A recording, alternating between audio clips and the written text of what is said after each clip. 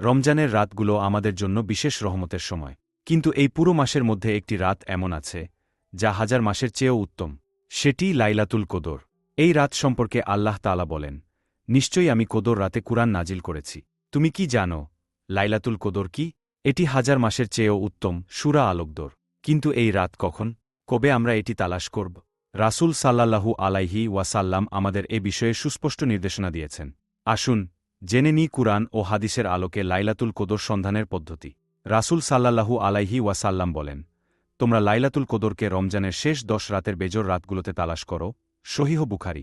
অর্থাৎ 21, 23, 25, 27 এবং 29তম রাত বিশেষভাবে গুরুত্ব দেওয়া উচিত। অনেক সাহাবী ও ইসলামিক স্কলারদের মতে 27তম রাত লাইলাতুল কদরের সম্ভাব্য রাত।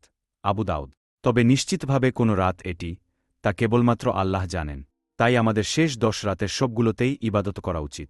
চলুন জেনে নেওয়া যাক এই রাতে কোনো ইবাদত করা উচিত। 1. নফল নামাজ পড়া। অন্তত 2 রাকাত তাহাজ্জুদ নামাজ পড়ুন। 2. কুরআন তিলাওয়াত করা, কারণ কুরআন এই রাতে নাজিল হয়েছে। 3. দোয়া ও ইস্তেগফার করা, আল্লাহর কাছে ক্ষমা চাওয়া ও রহমত কামনা করা। 4. সদকা করা, এই রাতে দান করলে হাজার মাসের দানের সমান হতে পারে। আয়েশা রাদিয়াল্লাহু আনহু রাসূল সাল্লাল্লাহু আলাইহি ওয়াসাল্লামকে জিজ্ঞাসা করেছিলেন, ইয়া রাসূলুল্লাহ, যদি আমি লাইলাতুল কদর পেয়ে যাই তাহলে কোনো দোয়া করব? রাসূলুল্লাহ বললেন, এই দোয়া পড়বে, আল্লাহুম্মা ইন্নাকা আফুন তুহিব্বুল আফওয়া ফাফু আন্নি। অর্থ, হে আল্লাহ, আপনি ক্ষমাশীল, আপনি ক্ষমা করতে ভালোবাসেন, তাই আমাকে ক্ষমা করুন। তিরমিজি। এই দোয়া বারবার পড়ুন, কারণ এটি রাসূল সাল্লাল্লাহু আলাইহি ওয়াসাল্লাম এর প্রিয় দোয়াগুলোর একটি। চলুন জেনে নেওয়া যাক লাইলাতুল কদর কিভাবে কাটাবেন। 1. রাত জেগে ইবাদত করুন, কারণ এই রাত হাজার মাসের চেয়েও উত্তম। 2. কুরআন তিলাওয়াত করুন, কুরআন লাইলাতুল কদরে নাজিল হয়েছে। 3. আল্লাহর কাছে কাঁদুন ও ক্ষমা চান, কারণ এই রাতে দোয়া কবুল হয়। 4.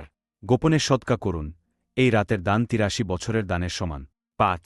অপরকে ক্ষমা করুন ও সম্পর্ক ঠিক করুন, কারণ আল্লাহ ক্ষমাশীলদের পছন্দ করেন। লাইলাতুল কদর আমাদের জীবনের শ্রেষ্ঠ সুযোগ। এটি এমন রাত যা আমাদের 83 বছরের ইবাদতের সোয়াব এনে দিতে পারে। তাই আসুন আমরা এই মহিমান্বিত রাতের প্রতিটি মুহূর্ত কাজে লাগাই, বেশি বেশি ইবাদত করি এবং আল্লাহর ক্ষমা ও জান্নাত লাভের আশায় কুরআন ও সুন্নাহর অনুসরণ করি। ভিডিওটি ভালো লাগলে লাইক ও শেয়ার করুন এবং ইসলামিক জ্ঞান পেতে আমাদের চ্যানেল সাবস্ক্রাইব করুন।